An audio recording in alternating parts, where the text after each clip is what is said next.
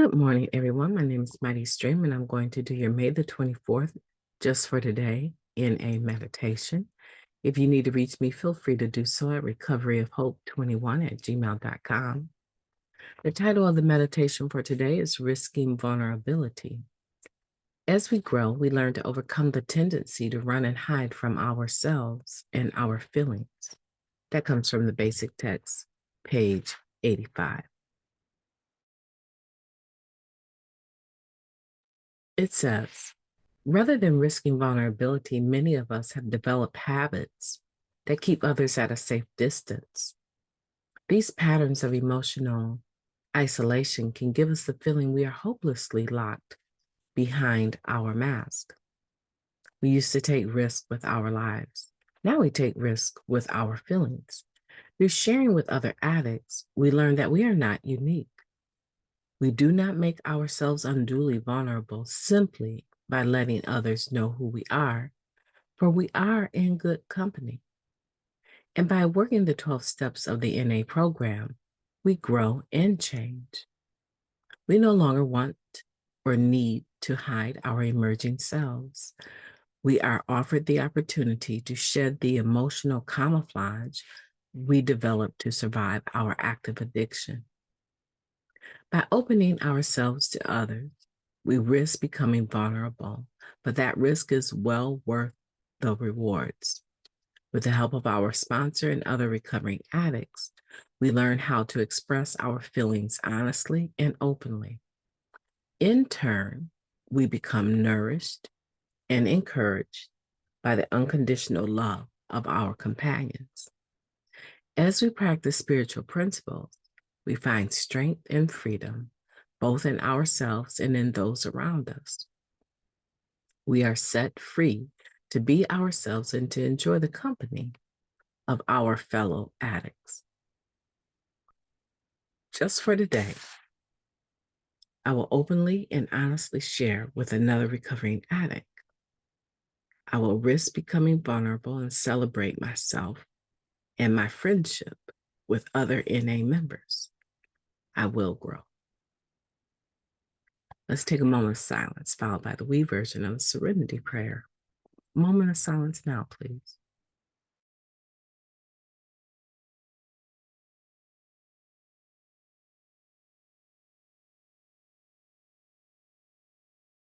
God, grant us the serenity to accept the things that we cannot change, the courage to change the things that we can, and the wisdom to know the difference. Just for today, please and thank you. This is a process. To become vulnerable for many of us is a risk. It goes against everything that we did in the streets while using.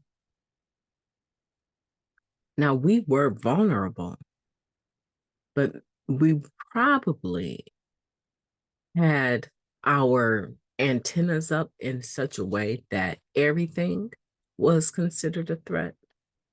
Every action, every word, every perceived thought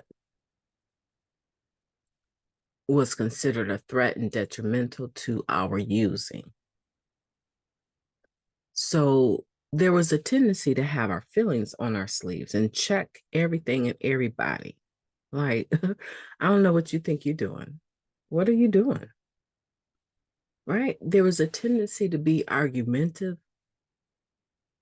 ready to go at the drop of a hat, at the least violation of what we perceived as our boundaries, because there was something that we were trying to protect. Now, it may not have been obvious to everyone, but it should have been. Because a person that is using drugs, right? When we're in that mode of using, we are trying to protect our true selves, our true feelings, our true experiences from becoming exposed.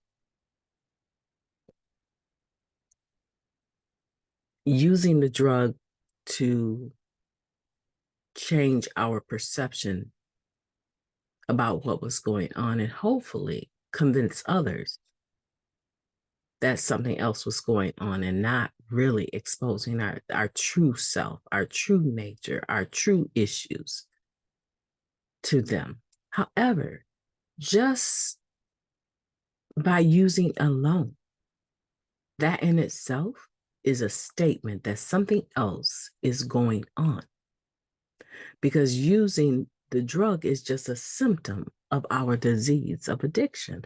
Therefore,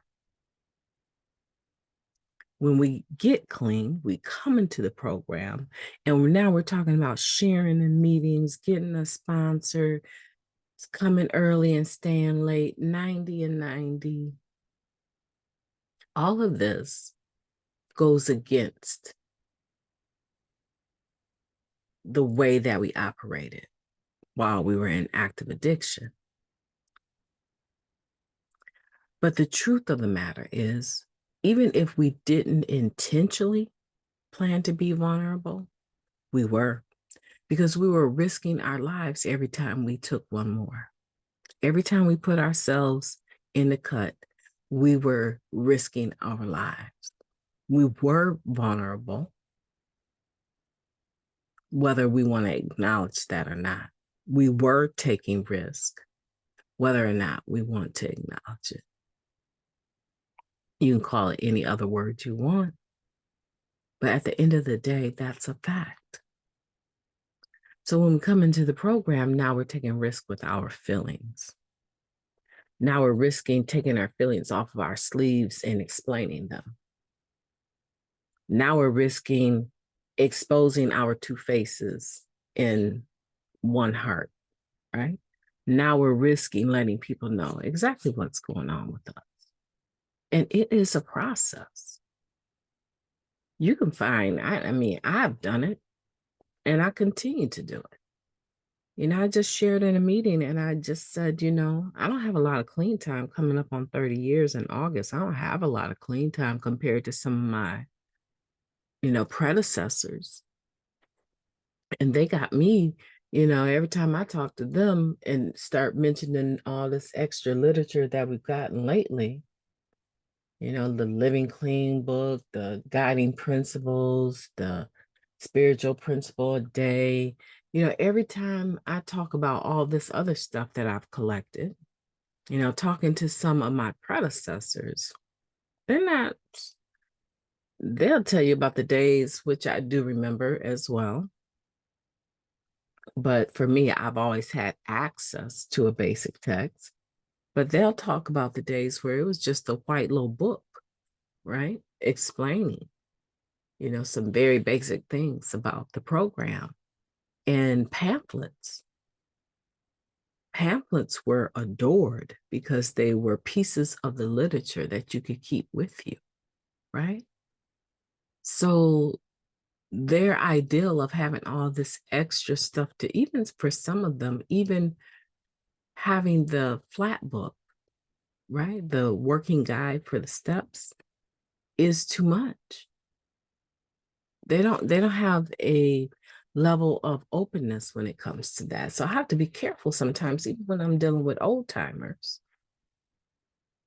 because I know the mentality is that I've gotten this far. I don't need that literature. I'm gonna keep the basic text and maybe the just for the day, and it works, and keep it moving. Right? They're not interested in all this extra literature. So I have to be careful, even in my conversations about the literature, because I don't want to fall into the trap that there's not something more for me to learn. And even though this has worked thus far, I'm still very much open to new information and understanding this disease of addiction. And now people are calling it a disorder. There's so many terms that are being applied to it. And some of it truly, I believe, has always been the case. But I just think that as a society, we're more ready to have the discussions that need to be had. So being vulnerable will look like different things for different people. For the addict that is new coming into recovery, that process of becoming vulnerable is going to be life-saving in and of itself, because you'll be exposing yourself to new experiences, new feelings, new expressions, people expressing their disease of addiction and their recovery in different ways that won't always match with what you're comfortable with. And every time you embrace something different that is not the norm for you, your awareness is increased, prayerfully in a positive way. There's no need to camouflage our emotions anymore with this tough exterior that we know everything. I used to worship knowledge, and I'm still pretty much a fan of getting book knowledge. However, today, for me, I understand that it's more about what I grow into and how I learn from the things that I'm passing through. Real lived experience, right? I say lived experience, I mean lived, not real life experience, real lived experience. I learned from that. Today, my vulnerability is opening up some of this literature that has gained dust and sharing about that and allowing myself to enjoy it, regardless to what other people around me might think about it, not being influenced to disregard it, is a level of vulnerability for me. What is your vulnerability?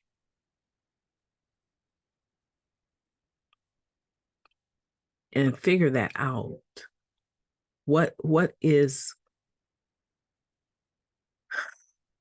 your next opportunity to stretch yourself in becoming vulnerable?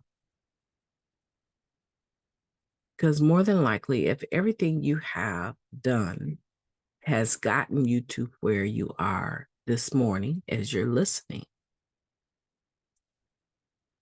to this podcast, if everything you've done thus far has brought you forward to today, for one thing, you've survived it. However, going into tomorrow, you will need to take everything that you have gained thus far and stretch it into tomorrow. And that's the beauty of becoming vulnerable, because now you're saying to yourself, I can learn from my good and my bad experiences and capitalize on them and make them work for me in my favor for the next encounter that I might have in life. My name is Mighty Stream. I've enjoyed talking to you. I hope that you will have a beautiful day on purpose. I most absolutely intend to talk to you soon.